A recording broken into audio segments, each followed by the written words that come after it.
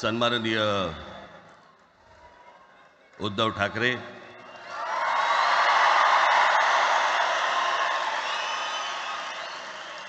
आणि माझ्या जमलेल्या सर्व तमाम मराठी बांधवांनो, भगिनींनो आणि मातांनो,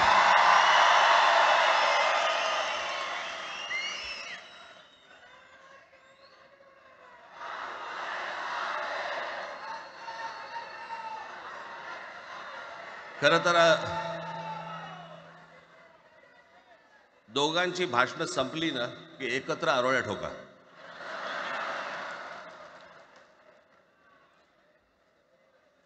खरं तर आज मोर्चा निघायला पाहिजे होता.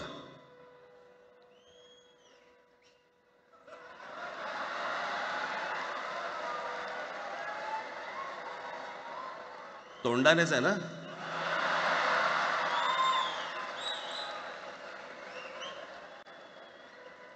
बस बस, मोर्चा खरं तर निघायला पाहिजे होता.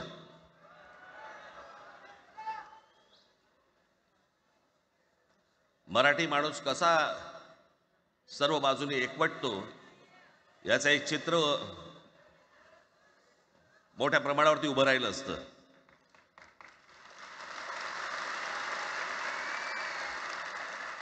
पण नुसत्या मोर्चाच्या चर्चेनेच माघार घ्यावी लागली.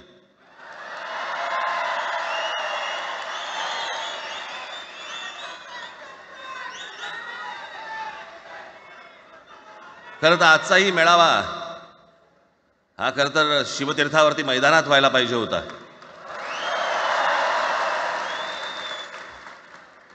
मैदान ओसंडून वाहिलं असतं अख्खं.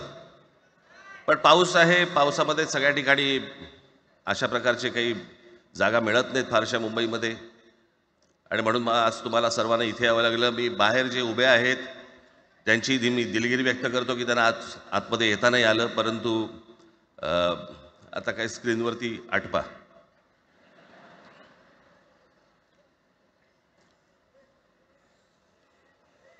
मी माझ्या मुलाखतीमध्ये एक म्हटलं होतं की त्याच्यातनं या सगळ्या गोष्टी खरं तर सुरू झाल्या, आणि मी असं म्हटलं होतं की कोणत्याही वादापेक्षा आणि कुठच्याही भांडणापेक्षा महाराष्ट्र मोठा आहे.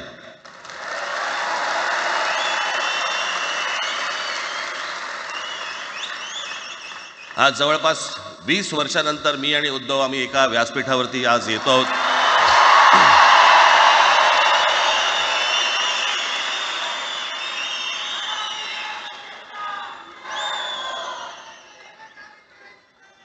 जे माननीय बाळासाहेबांना जमलं नाही, जे अनेकांना जमलं नाही, आम्हाला दोघांना एकत्र आणायचं, ते देवेंद्र फडणवीसला जमलं.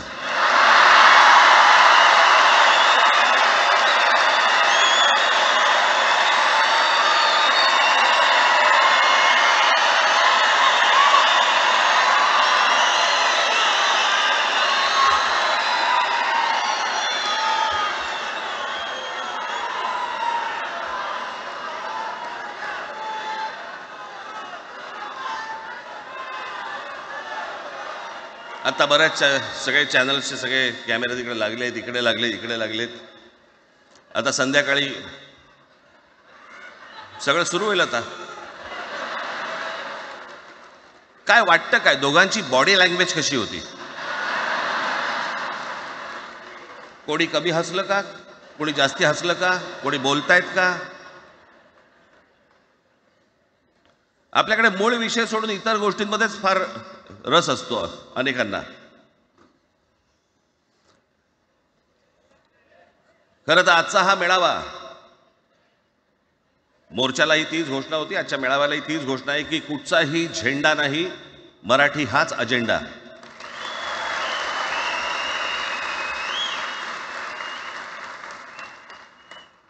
माझ्या मराठीकडे, माझ्या महाराष्ट्राकडे वेडावाकड्या नजरेने पाहायचं नाही कोणी.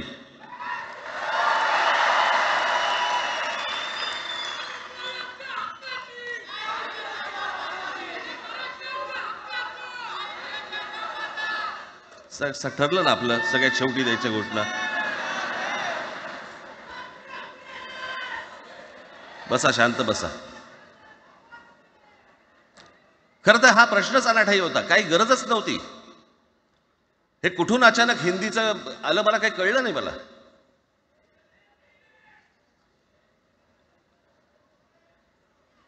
आणि हिंदी कशासाठी हिंदी,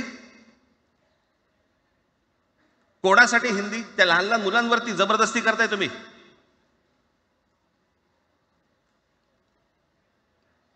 कोणाला विचारायचं नाही, शिक्षण तज्ज्ञांना काही विचारायचं नाही, कोणाला काही विचारायचं नाही. बस आमची सत्ता आहे, आमच्याकडे बहुमत आहे, आम्ही लादणार.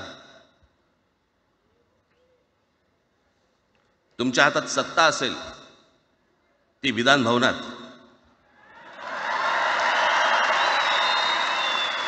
आमच्याकडे सत्ता आहे रस्त्यावर.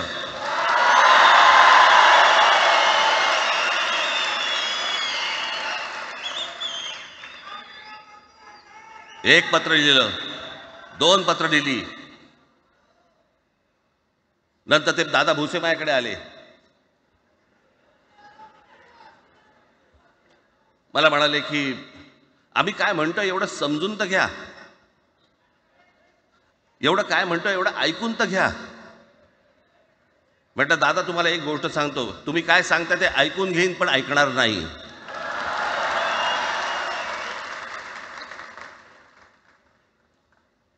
मराठीच्या विषयामध्ये त्याच्यात तुम्ही तिसरी भाषा लादताय. त्रिभाषा सूत्र, कुठलं त्रिभाषा सूत्र आणलं? त्रिभाषा सूत्र ज्या वेळेला आलं ते फक्त सेंट्रल गव्हर्नमेंट आणि राज्य सरकार, केंद्र सरकार आणि राज्य सरकार यांच्यामधल्या दुव्यासाठी म्हणून हे त्रिभाषा सूत्र फक्त आणलं. आज कोर्टातही नाही, तुम्ही हायकोर्टात जा, सुप्रीम कोर्टात जा, इंग्रजीमध्ये सगळ्या गोष्टी होतात. कुठे आहे त्रिभाषा सूत्र? मग मला सांगायला लागले म्हणे केंद्रीय शिक्षण धोरणामध्ये, त्या धोरणातही नाही राहत, केंद्राच्या शिक्षण धोरणात, इतर कोणत्या राज्यातही नाही.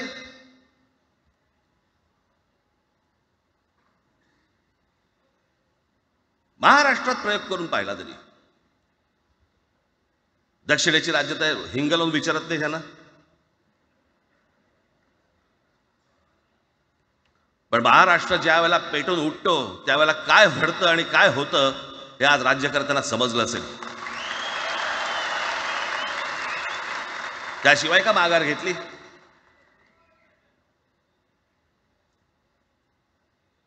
विनाकारण आणलेला विषय होता.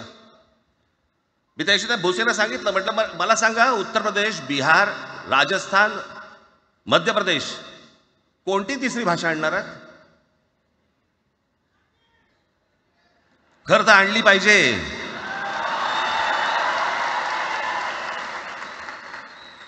एक गंमत बघा, हिंदी भाषिक राज्य आहेत ती आर्थिकदृष्ट्या मागास, आणि हिंदी न बोलणारी जी राज्य आहेत ती आर्थिकदृष्ट्या प्रगत, आणि वर आम्ही हिंदी शिकायचं. यांना हिंदीतून राज्य नाही सांभाळता आली, यांना राज्यांचा विकास नाही करता आला. जी हिंदी बोलत नाहीत त्या राज्यांमध्ये, हिंदी बोलत असलेल्या राज्यांमधनं नोकरी धंद्यासाठी लोक इकडे येत आहेत आणि हे म्हणतात हिंदी शिका. कोणासाठी शिकायचं? 5वी नंतर काय हिंदी चित्रपट सृष्टीमध्ये जाणार आहेत पोरगा? कोणासाठी शिकायचं? हिंदी भाषेबद्दल मला वाईट नाही वाटत, भाषा कोणतीही श्रेष्ठच असते, उत्तमच असते. मग ती मराठी असेल, गुजराती असेल, तामिळ असेल, पंजाबी असेल, बंगाली असेल, हिंदी असेल, अजून कुठचीही असेल. एक भाषा उभी करायला खूप प्रचंड तपश्चर्या लागते, खूप लोकांची मेहनत असते. एक लिपी उभी करायला खूप प्रचंड ताकद लागते.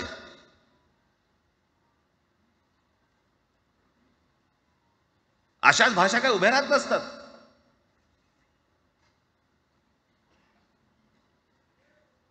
आणि या भाषेचं नवीन कुठून आणलं? त्याविषयी अमित शहा म्हणाले ज्याला इंग्रजी येतं त्याला पुढे म्हणे लाज वाटेल, म्हणे मला इंग्रजी येतं. अरे तुम्हाला नाही येत?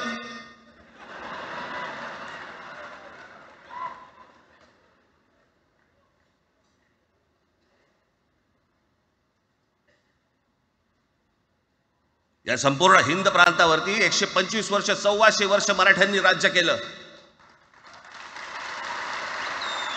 1400 वर्ष. इतक्या राज्यांवरती आम्ही राज्य केलं. तो त्यावेळेला राज्यच नव्हती, पण जे प्रदेश होते त्याच्यावरती राज्य केलं. आम्ही मराठी लादली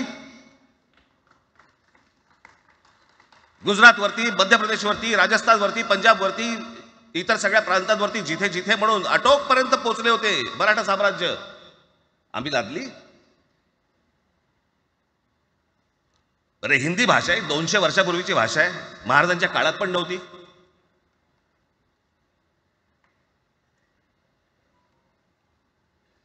कशासाठी आणि कोणासाठी आणि काय करायचे नेमकं?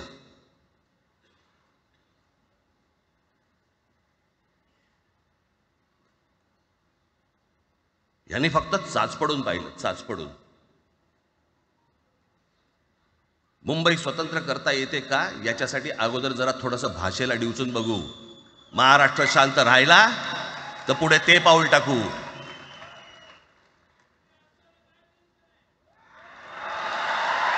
कोणाची माय व्हॅली आहे त्यांनी महाराष्ट्राला हात घालून दाखवावा, मुंबईला हात घालून दाखवावा.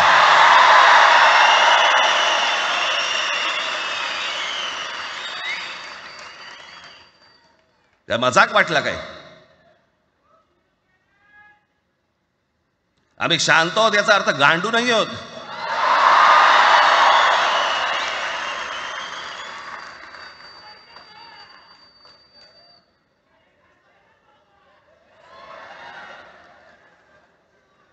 काही अंगावरती लादायचा प्रयत्न करता आणि मग आता माघार घेतली ना, मग माघार घेतली त्याचं काय करायचं? मग वेगळ्या ठिकाणी वळवा सगळं प्रकरण. वेगळ्या ठिकाणी म्हणजे कुठे? ठाकरेंची मुलं इंग्रजी मीडियम मध्ये शिकली, बरं मग पुढे? म्हणजे दादा भुसे मराठी मीडियम मध्ये शिकून शिक्षण मंत्री झाले, देवेंद्र फडणवीस इंग्रजी मीडियम मध्ये शिकून मुख्यमंत्री झाले. कुठे काय शिकले याचा काय संबंध?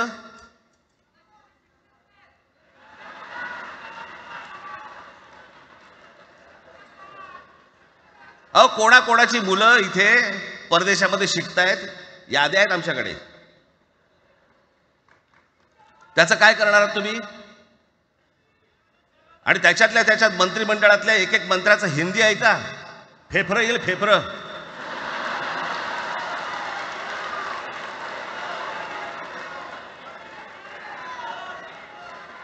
हे असले प्रश्न महाराष्ट्रातच विचारले जातात. आता मी तुम्हाला अजून एक गोष्ट सांगतो.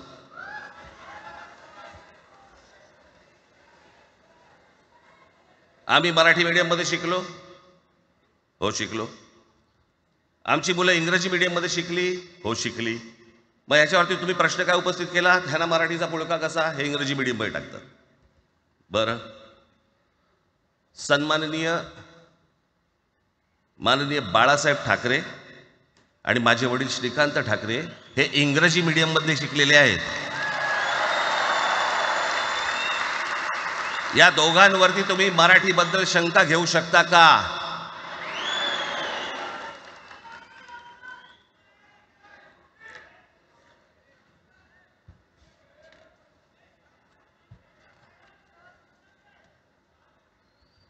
लालकृष्ण अडवाणी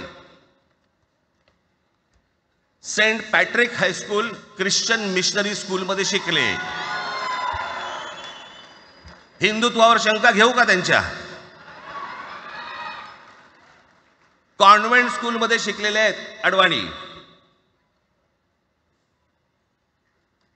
दक्षिण भारतामध्ये बघा, तमिळच्या प्रश्नावरती, तेलुगूच्या प्रश्नावरती कडवटपणे समोर येऊन उभे राहतात. कोण विचारते तर ना, तुमची मुलं कुठे शिकली आणि तुम्ही कुठे शिकलात?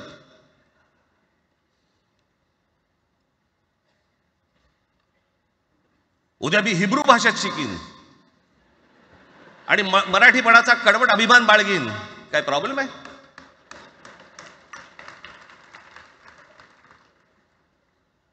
मी आता तुमच्याकडे दक्षिणेतले इंग्रजीमध्ये, मी अगदी थोडक्यात यादी आणली आहे. दक्षिण भारतातील इंग्रजी माध्यमात शिकलेले नेते आणि अभिनेते: जयललिता दोवेंतो English medium school, Stalin English medium school Loyola, Kanimozhi presentation convent school, Udhayanidhi म्हणजे करुणानिधींचा नातू डॉन बॉस्को. चंद्रबाबू नायडू वडील इंग्लिश टीचर होते, शिक्षण इंग्रजी माध्यमात झालं. पवन कल्याण आंध्र उपमुख्यमंत्री, शिक्षण सेंट ॲन. नारा लोकेश NTRचा नातू, चंद्रबाबूंचा मुलगा, Stanford school. Kamal Haasan Santhome high school. अभिनेता विक्रम मॉटफोर्ड स्कूल. अभिनेता Suriya English medium. AR Rahman आधी पद्मशेषाद्री बालभवन आणि नंतर मद्रास कृष्णरी हायस्कूल. परवा दिवशीचा एक प्रसंग सांगतो. एका व्यासपीठावरती तामिळनाडूमध्ये AR रहमान व्यासपीठावरती उभे होते, काहीतरी कार्यक्रम होता. त्या बाई तामिळमध्ये बोलत होत्या. अचानक ती बाई हिंदीत बोलायला लागली. त्याच्यावरती रहमानने तिच्याकडे असं बघितलं, बोलला हिंदी, आणि व्यासपीठावरनं खाली उतरला.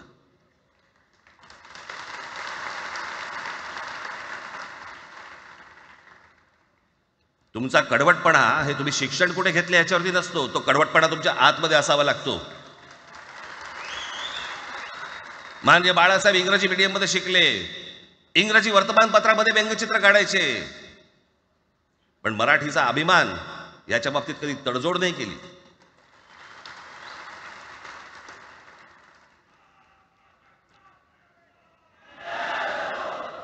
म्हणे एक भाषा म्हणे सगळ्यांनाच बांधून ठेवते. कुठची एक भाषा? आजपर्यंत काय वाकडं झालं? म्हणजे आपल्या संरक्षण खात्यामध्ये घ्या.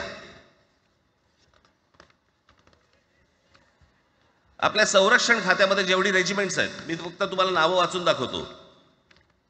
मद्रास रेजिमेंट आहे, राजपुताना रायफल्स आहे, राजपूत रेजिमेंट आहे, डोगरा रेजिमेंट आहे, सीख रेजिमेंट आहे, जाट रेजिमेंट आहे, पॅराशूट रेजिमेंट आहे, पंजाब रेजिमेंट आहे, ग्रेनेडियर्स आहेत, सीख लाईट इन्फंट्री आहे, मराठा लाईट इन्फंट्री आहे, गढवाल रायफल्स आहे, कुमाऊं रेजिमेंट आहे, आसाम रेजिमेंट आहे, बिहार रेजिमेंट आहे, महार रेजिमेंट आहे, जम्मू काश्मीर रायफल्स आहे, जम्मू आणि काश्मीर लाईट इन्फंट्री आहे, नागा रेजिमेंट आहे, गोरखा रायफल्स आहे, गोरखा रायफल्स आहे, त्याच्यानंतर तुमचं लडाख स्काउट्स आहे, अरुणाचल स्काउट्स आहे, सिक्कीम स्काउट्स आहे. इतक्या राज्यांच्या आज आपल्या संरक्षण खात्यामध्ये लोक आहेत आणि इतक्या रेजिमेंट्स आहेत.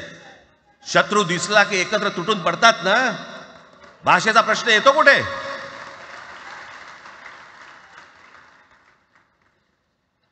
या देशामध्ये जेव्हा भाषावार प्रांतरचना झाली तीच या गोष्टींसाठी झाली ना, की प्रत्येक भाग तसे भाषांचे होते म्हणून. मग या सगळ्या गोष्टी का सुरू केल्यात तुम्ही? कशासाठी सुरू केल्यात? काय याच्या मागचं राजकारण?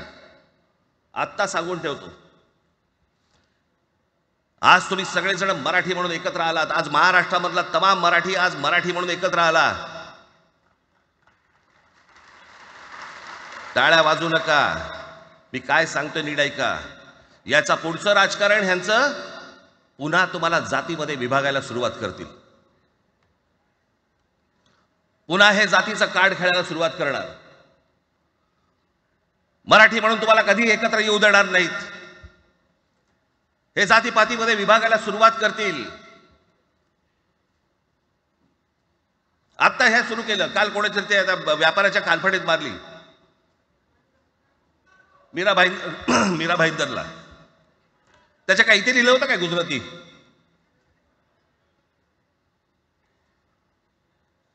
पण एवढंही आपल्याकडे काही जे चॅनलमध्ये, मराठी नाही इतर चॅनलमध्ये, हिंदी आणि याच्यात गुजराती माणसाला मारला.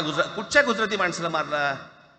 बाचाबाचीमध्ये समोरचा गुजराती निघाला, इकडचा मराठी निघाला. त्याच्यामध्ये काय गुजरात्यानं मारलं का? केवढे व्यापारी आहेत. अजून तर काहीच केलेलं नाही.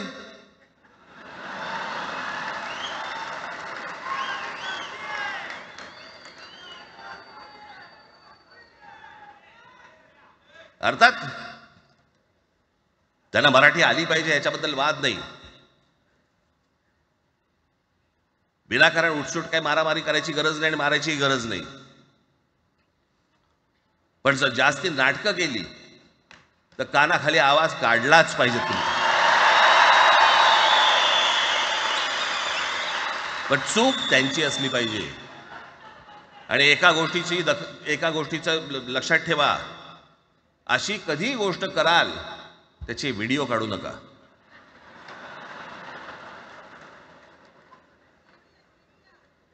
आपल्यामध्येच त्यांना कळलं पाहिजे. कळलं का? मारणारा कधी सांगत नसतो, मार खाणारा सांगत असतो मला मारला म्हणून. त्यांना सांगू देत. पण याचा अर्थ उठसूट कोणालाही उगाच मारायचं काही कारण नाहीये. अनेक लोक आहेत, अनेक गुजराती लोक आहेत, माझ्या अनेक परिचयाचे आहेत. माझे एक मित्र आहेत नयन शहा म्हणून, त्याला मी गुजराठी म्हणतो. तुमचा विश्वास बसणार नाही इतकं अप्रतिम मराठी तर बोलतोच, विनोदाचंही अंग आहे. आणि शिवाजी पार्क मैदानामध्ये फिरताना कानाला हेडफोन लावून पु ल देशपांडे ऐकणारा गुजराती आहे.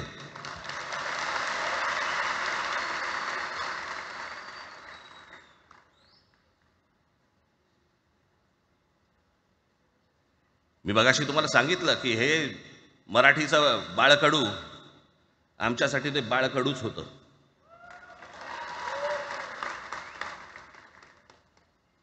मी मागे एक प्रसंग सांगितला होता, आज मुद्दामून तो प्रसंग सांगतो आपल्याला की हे आमच्या धमन्यांमध्ये आलं कुठून. मी एवढा महाराष्ट्रासाठी मराठीसाठी कडवट का झालो. लहानपणापासूनचे अनेक प्रसंग आहेत माननीय बाळासाहेबांबरोबरचे, पण मी एक प्रसंग कधीही विसरणार नाही आणि तो 1999 सालचा आहे. त्या 1999 साली शिवसेना भारतीय जनता पक्षाची युती सरकार येणार नाही अशी परिस्थिती होती.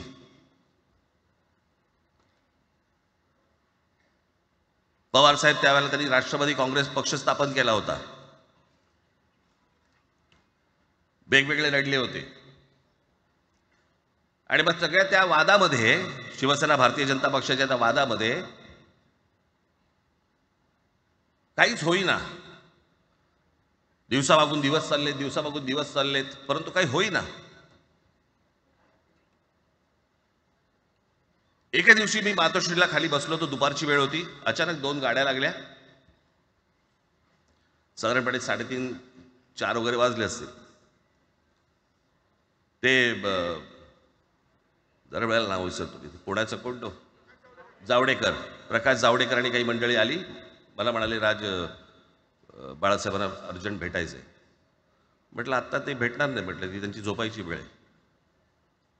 नाही म्हणे अर्जंट आहे म्हणे.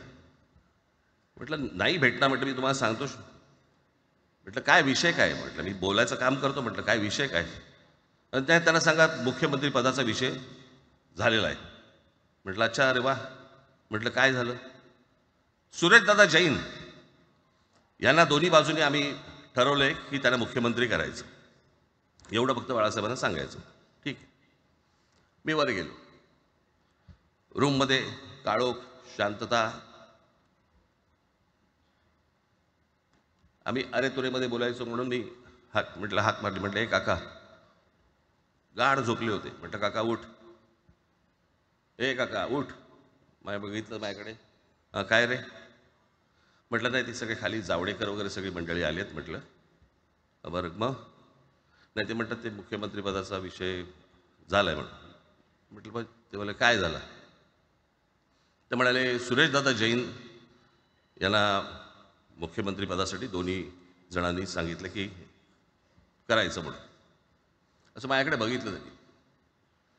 त्यांना जाऊन सांग महाराष्ट्राचा मुख्यमंत्री मराठीच होईल, दुसरा कोणी होणार नाही.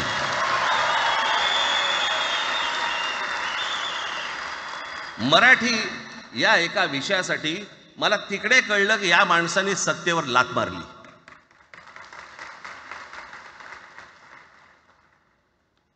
हे संस्कार ज्या पोरावरती झाले असतील तो मराठीसाठी तडजोड करेल काय? बाकी सगळ्या युत्या आघाड्या सगळ्या कुठच्याही गोष्टी होत राहतील. महाराष्ट्र, मराठी माणूस, मराठी भाषा याच्यावर तडजोड होणार नाही, कोणत्याही परिस्थितीत होणार नाही. याच्या पुढे देखील तुम्ही सर्वांनी सावध असणं पण गरजेचं आहे आणि सतर्क असणं पण तेवढंच गरजेचं आहे. पुढे पुढे काय काय गोष्टी घडतील, काय काय गोष्टी होतील कल्पना नाही. परंतु मला असं वाटतं की ही मराठीसाठीची एकजूट ही कायम राहावी आणि महाराष्ट्रामध्ये सन्माननीय माननीय बाळासाहेबांचं जे स्वप्न होतं ते पुन्हा साकारावं अशी एक आशा अपेक्षा आणि इच्छा व्यक्त करतो आणि आपल्या सर्वांची मी रजा घेतो. धन्यवाद. जय हिंद, जय महाराष्ट्र.